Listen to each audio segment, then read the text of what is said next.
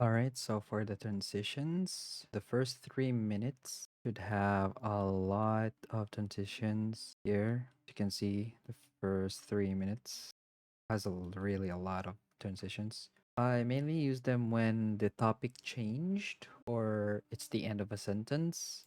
For example, here, in this one, I used it when the video transitioned to an image. And 8 levels separate the weakest of them. So that's one. Second one is this when the topic change. Let's see. And 8 levels separate the weakest of them from a god of war. Every level came at a The topic change, so I use another transition. Also here, there's a pretty huge gap where there's no transitions. So as much as possible, use more, but not a lot. And also use a different type of transition every time so that it will not be all the same. For example, here, this is the film burn, and 8 levels separate and this one is every level the glitch, and this is the grunge. slowly Goes back to done. film You burn got again. false Only a maximum of 2 times. If it's the third time, it's so you can only do this a maximum of 2 times. So it doesn't look like you're only using one transitions for everything. All right, so have some gaps with your transitions. Don't have transitions with every other image that you have. That's pretty distracting. But there is one exception I'm about to show you, like this. For example, you have 2 or 3 image or sources that has a background on it. So mainly it would look like this. But when it transitions to another, it zooms back. Boom. Zooms out. Boom, it zooms out again. It looks weird, right? So what I usually do is I get transitions here. I'll copy the transitions here.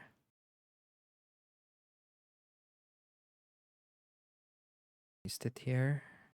Okay. So I copy this. Boom, put the transition here. Be sure it's in the middle. That's where the perfect transition it's so that's where the transition really happens and it's fully perfect for us. So I do it like this. You can also use a fade.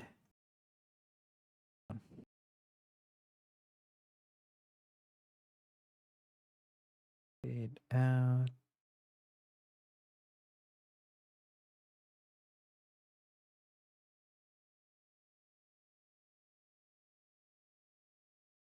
Okay, there we go.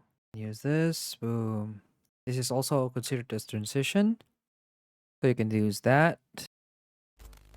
Boom. Doesn't awkwardly zooms. This is the only exception where you can use transitions for each successive images, but as much as possible, have a bit of distance to them so that they will not be distracting when viewing the image. Okay, let me explain a bit for the image duration. On the first three level minutes of the video, the image should always, the maximum duration of an image is 4 seconds only. Never go beyond that. If it's really necessary, only go at least 5 seconds, nothing more. But it's strictly only 4 seconds. But if it's really needed, you need a little bit more extra second. That's fine, but don't make it consistent. You can see here all of my images are only 2 seconds long, 1 second long, 3 seconds long. And this one's probably 3 seconds long. One's probably four up. Yeah, this one's is 4 seconds and 23 frames. So this one is all right, still in the 4 second range. So this is also acceptable. Now, once you've reached the 3 minute mark around here, 3 minutes. I still have the image for around 3 seconds, but can increase the maximum duration of the image to the maximum of 7 seconds. As you can see here, I am now using 5 second duration images. This also has a strict rule of maximum of 7 seconds only. So please do that and not go beyond 7 seconds. This rule applies up until you're halfway through the video. How long is this video? It's 30 minutes, 31, 32. For this video, around 16 minutes. The maximum duration of a video is now 12 seconds, but that does not mean that all of the clips here, images, are all 12 seconds long. If you can use two 6-second clips for a sentence, then use it. Don't just use a one long clip. So that's the duration. So once again, first 3 minutes, maximum only of 4 seconds. After the 3-minute mark, you can extend it to 7 seconds up until the halfway point of the video. And after that, 12 seconds long maximum duration.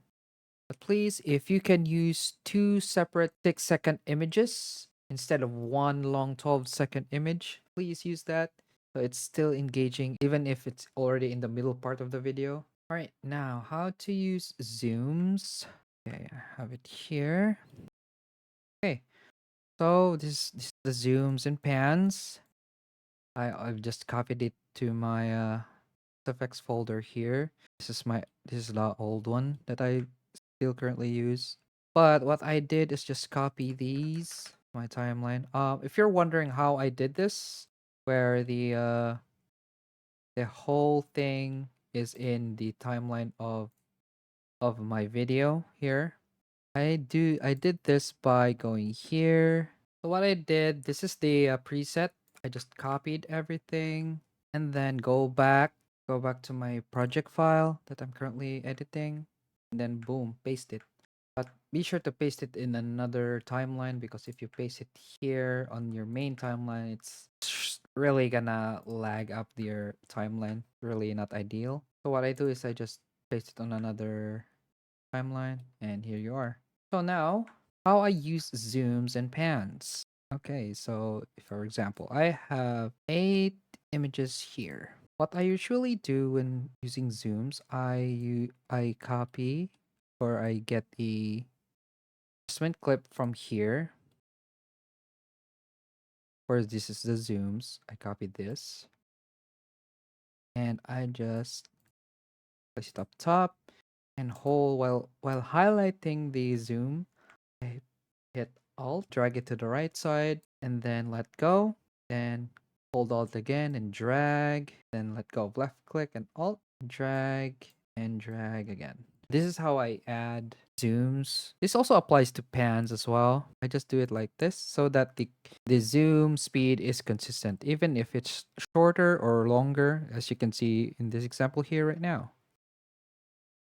Boom, same speed, even though it's longer.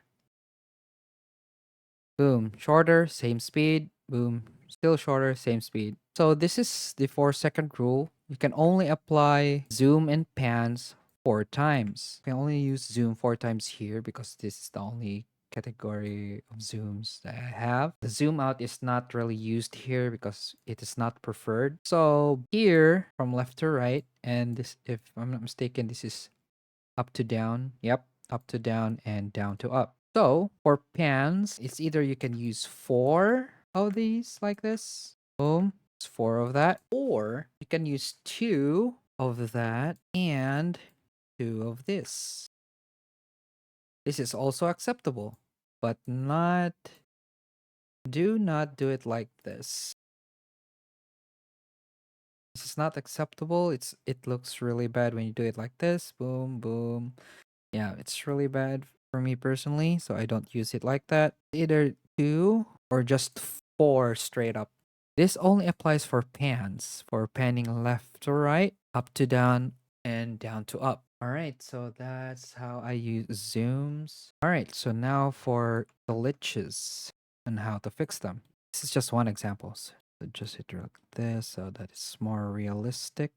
Example. Your zoom didn't align with the cut here, and it stretches out a bit for like 2 frames. When you zoom out, it's really not that noticeable, so you can't really see it. But once you play this, you'll see a visual zoom glitch here. You can see there? Because it shows this first. But when it switches to the pan, boom, it zooms in, looks weird.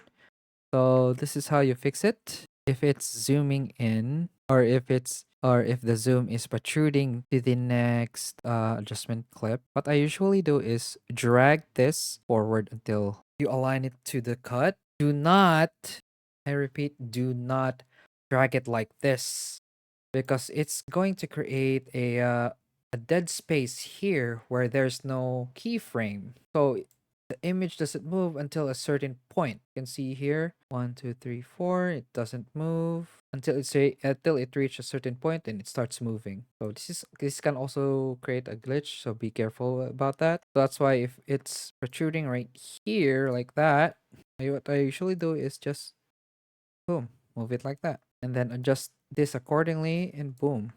All right, so now there's another scenario for this. If it's the example is like this, but this time the zoom or the glitch is like this. The zoom switched early. So what happens is going to look like this. See? It looks weird for a small second, but here, if I use it frame by frame, yeah, it has a weird zooming effect, but it's still in the same image. But when it switches back, it really looks weird. So if it's like this, what I usually do is I just send this, boom. What I did previously here, because it's the keyframe is just being deducted here. It doesn't stop, or it doesn't create a dead space where there's no keyframe. So it's all good to extend it to the left. This fixes it. Boom. Now that's fixed. Also, another quick tip. Always use the original one that is 50 seconds long when you copy or when you duplicate them like this. Because when you do it like this and just copy these like that, you might mess up the keyframes and create dead spaces where there's no keyframes. So this is not ideal. So be sure to always have a copy of this. And if you somehow lost this, like you accidentally deleted it, no worries. You just copy this again, go back to your timeline, and then boom, paste it here, and keep on going. Boom, boom. It's like that.